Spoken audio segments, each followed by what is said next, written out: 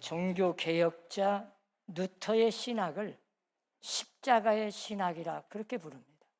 그 이유가 있어요. 종교 개혁을 일으킨 루터는 마음속에 평생 오직 관심은 딱 하나였어요. 죄 문제. 우리 인간은 죄인데 죄를 지어서 죽어 마땅한데 심판을 받아야 되는데 이 죄 문제를 어떻게 하면 해결할 수 있을까?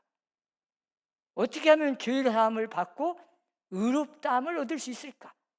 여기에 온통 초점이 있는 거예요.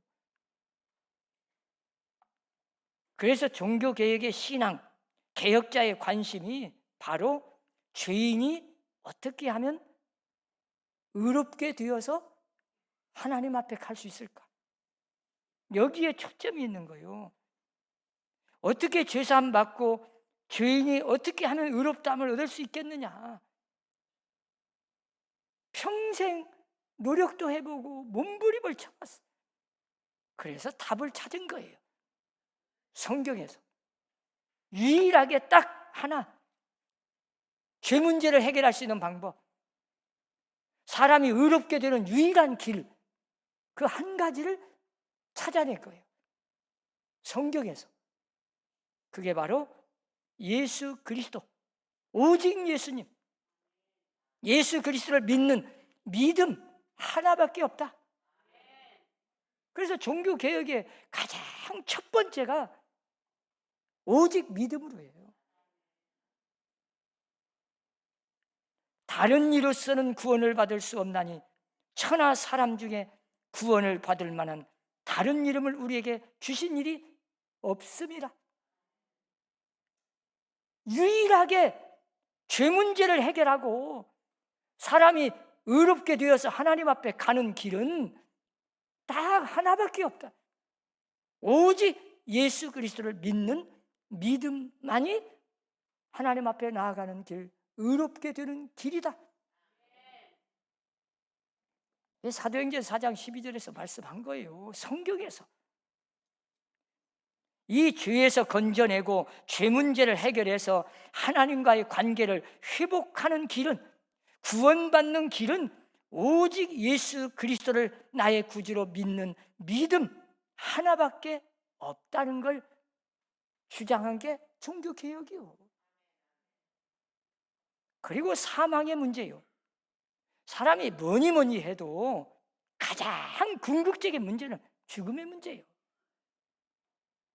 뭐 잘 사냐 못 사냐, 우리가 이 땅에서 부자로 살았냐, 무슨 명예가 있었냐, 신분이 어떠냐, 몇 년 살았냐, 그게 그렇게 중요한 게 아니고 사람은 다 한 번은 떠나요. 그런데 중요한 건 죄 때문에 영원한 멸망으로 가야 돼. 지옥불에 떨어져야 돼. 심판을 받아야 돼요. 죄의 싹은 사망이니까. 로마서 6장 23절 말씀대로 죄의 싹은 사망이야. 이게 율법이에요. 그런데 하나님의 은사는 그리스도 예수 우리 주 안에 있는 영생이니라. 영생은 예수 그리스도 안에만 있어요. 예수 그리스도 밖에는 구원이 없어요. 예수님 외에는 영생을 얻을 수가 없어요. 오직 영원한 생명을 얻는 천국 가는 길은 예수님을 통해서만 가요. 그래서 종교개혁자들은 이 사망, 죽음의 문제를 어떻게 해결할 수 있느냐. 우리가 죄를 지어서 죄 때문에 죽음의 길로 가야 되는데 그러면 영원히 사는 길이 없냐.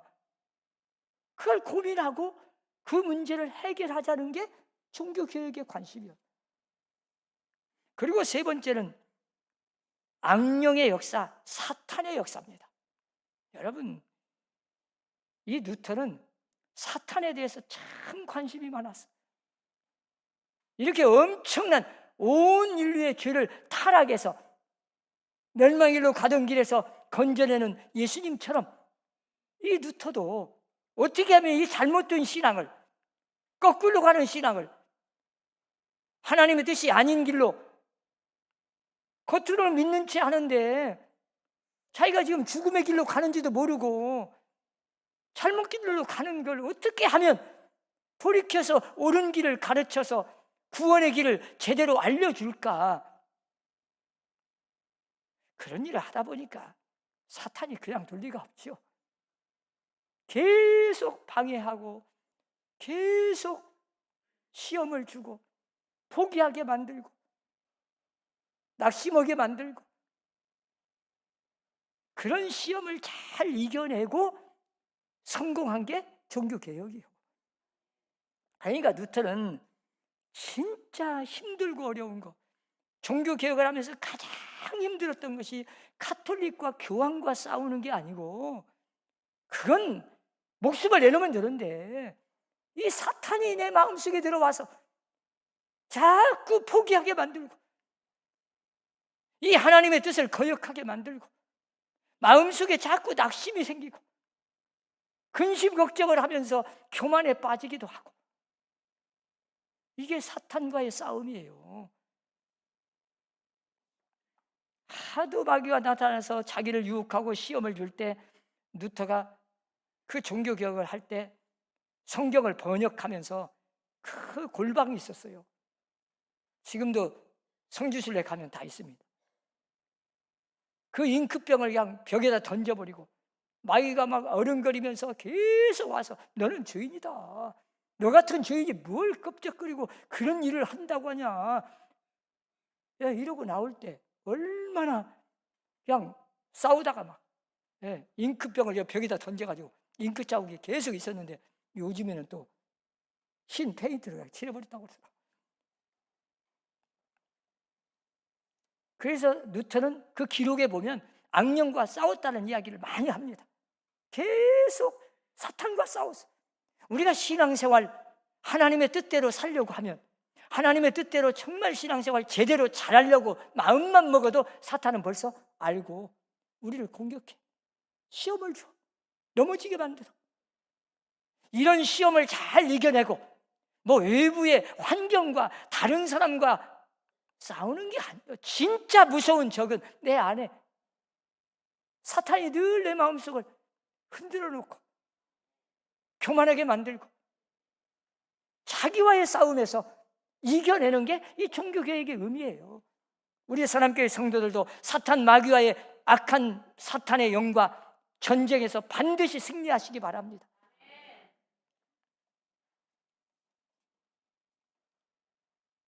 한 번은 사탄이 와서 계속 루터에게 하는 말이에요. 너는 죄인이다. 너 이런 죄 졌잖아. 그런데 얼마나 죄가 자기도 몰랐어. 그렇게 많은 줄. 막 이만한 두꺼운 책을, 새카만 책을 가지고 와서 보니까 전부 하나도 거짓말이야. 심지어 자기가 어렸을 때 어머니 젖꼭지를 너무 세게 빨아가지고 엄마를 아프게 한 것까지 다 내려와서 얼마나 죄가 많은지 이 책으로 한 거죠. 두꺼운 책. 가만히 보니까 하나도 틀린 말이 없어. 너는 이런 죄를 지어놓고 네가 뭘 한다고 하냐. 그때 루터가 유명한 말을 합니다. 그럼에도 불구하고 나는 죄인인 거 맞다. 나 그런 죄를 지었구나. 틀림없다. 그럼에도 불구하고 하나님은 나를 사랑하셨다. 그럼에도 불구하고 나는 죄를 지었음에도 불구하고 하나님은 나를 용서하셨다. 나를 구원하셨다.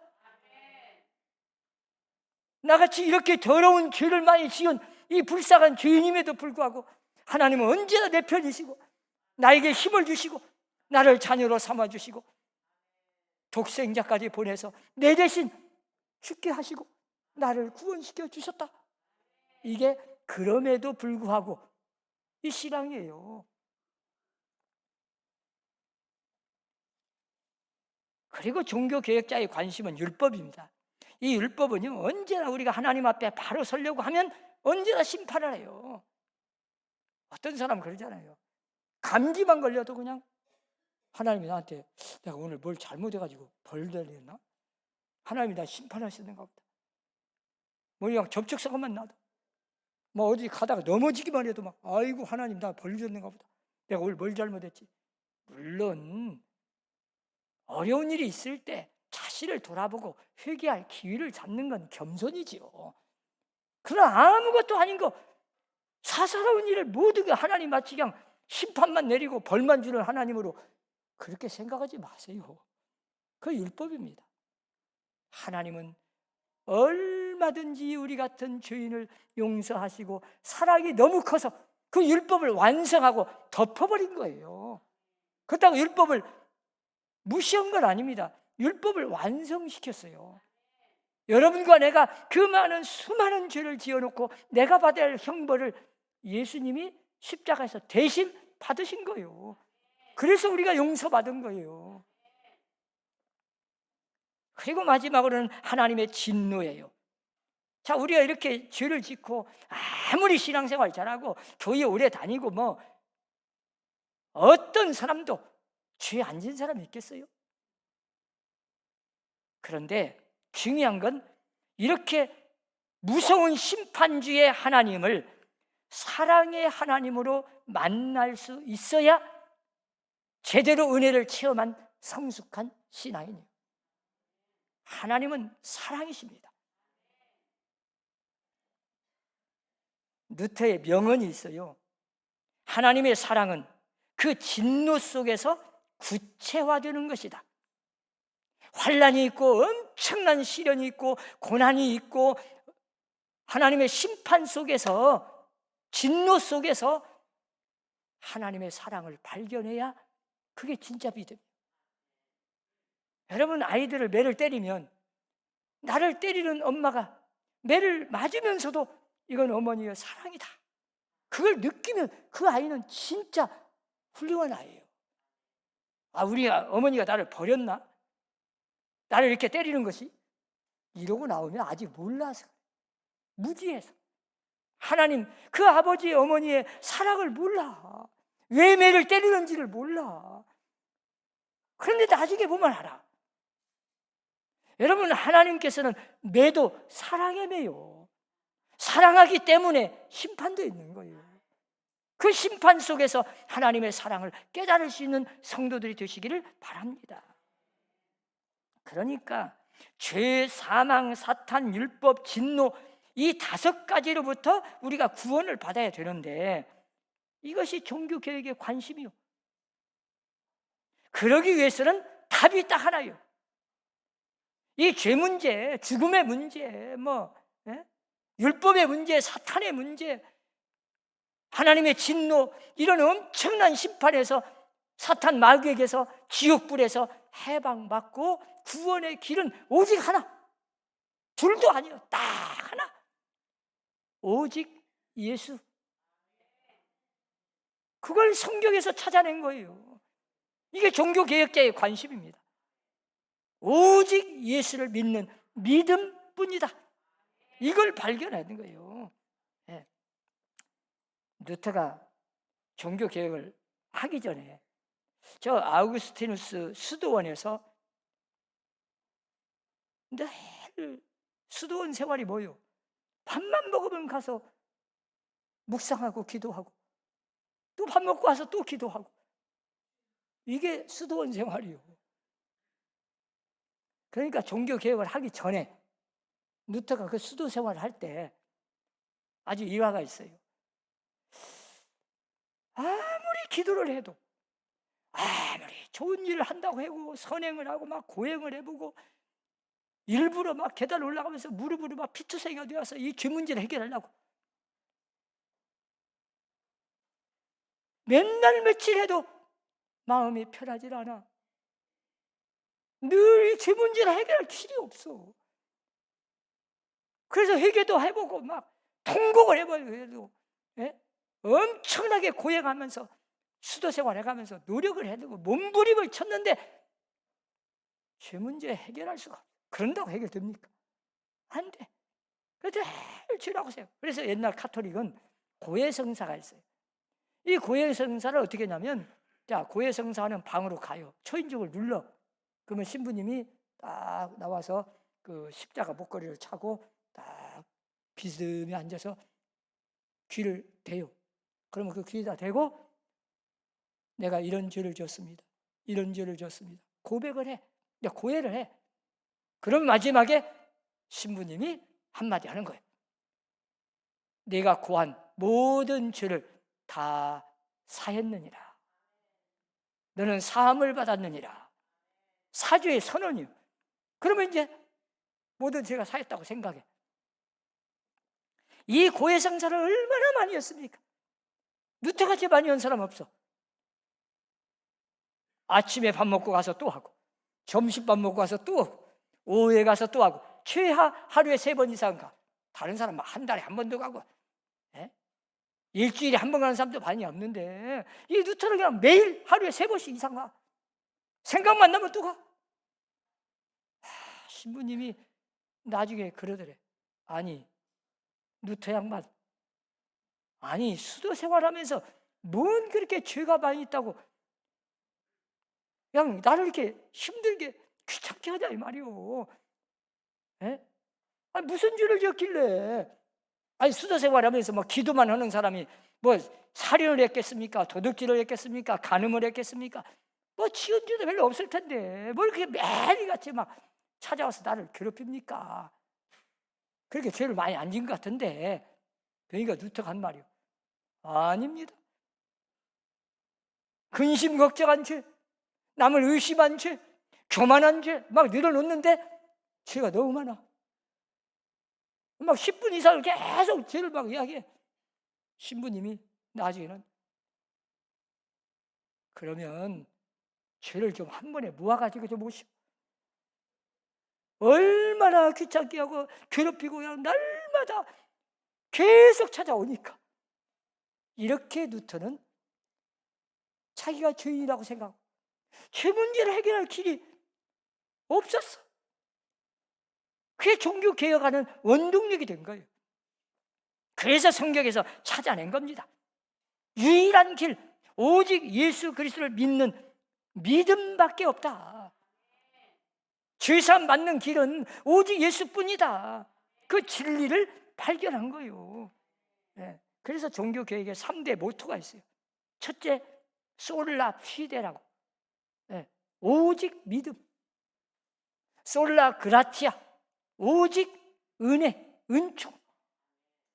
솔라 스크립툴라, 오직 성경. 이 3가지가 가장 모토입니다.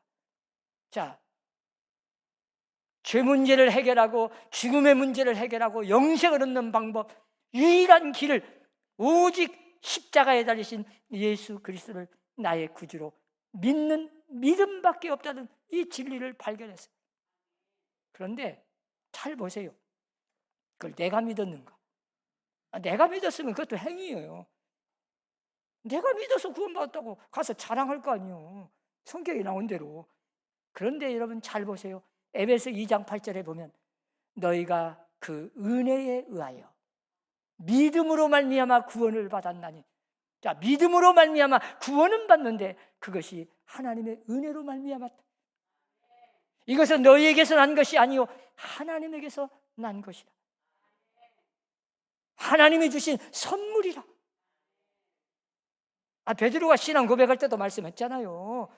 이를 알게 한 이는 내 혈통으로나 육정으로나 사람의 뜻으로가 아니다. 오직 하나님 아버지께서 예수님을 자기의 구주로 그리스도로 믿고 고백하게 만든 믿음을 너한테 선물로 준 거다. 그러니까 예수 믿는 것은 전적으로 하나님의 은혜로 하나님이 나에게 믿게 하신 거예요. 내가 믿은 게 아니에요. 그래서 오직 믿음, 오직 은혜입니다. 구원받은 것은 전적으로 하나님의 은혜입니다. 죄사함 받고 영생 얻고 천국 가는 것은 내가 선행을 했거나 내가 좋은 일을 했거나 내가 기도 생활 많이 했거나 내가 헌금을 많이 했다고 천국 가는 게 아니에요.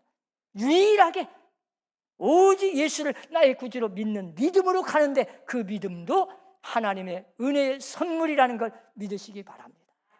그런데 그걸 어떤 유명한 목사님, 훌륭한 존경받는 신부님이 말씀하신 게 아니고 성경에 몇천 년이 지나도 변함이 없는 흔들림 없는 진리가 되는 하나님이 말씀하셨다.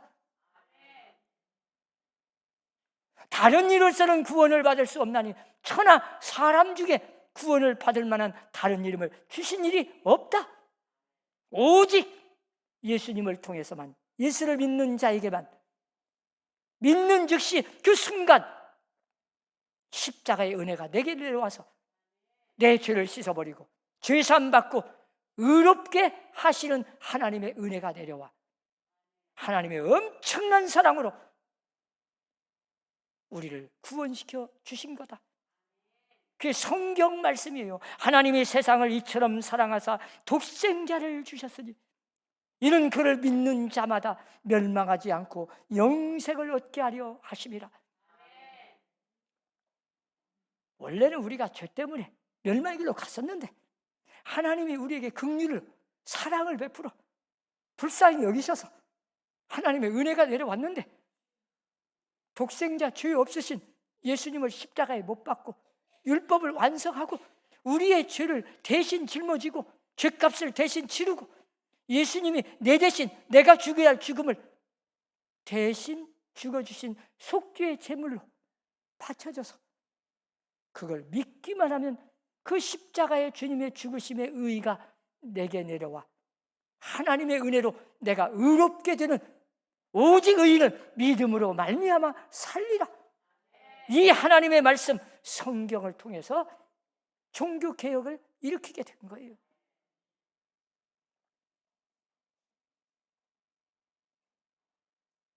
그 당시에 가톨릭은 아니요, 헌금 많이 하는 사람이 구원받아.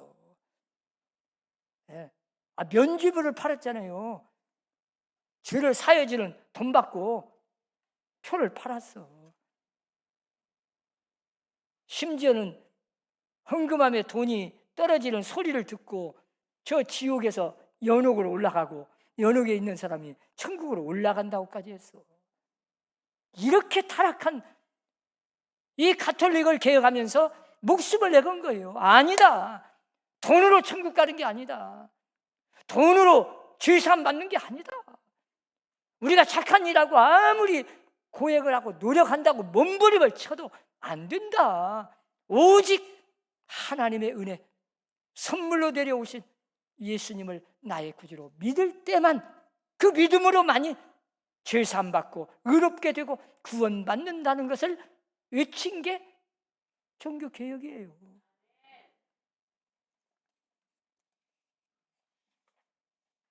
이 죄사함 받는 상징적이고 예표적인 사건이 구약 때부터 계속 내려오다가 딱 한 번에 예수 그리스도를 십자가에 못 박는 엄청난 대사건이 이루어진 거예요. 속죄의 제물로 바쳐져 버렸어요.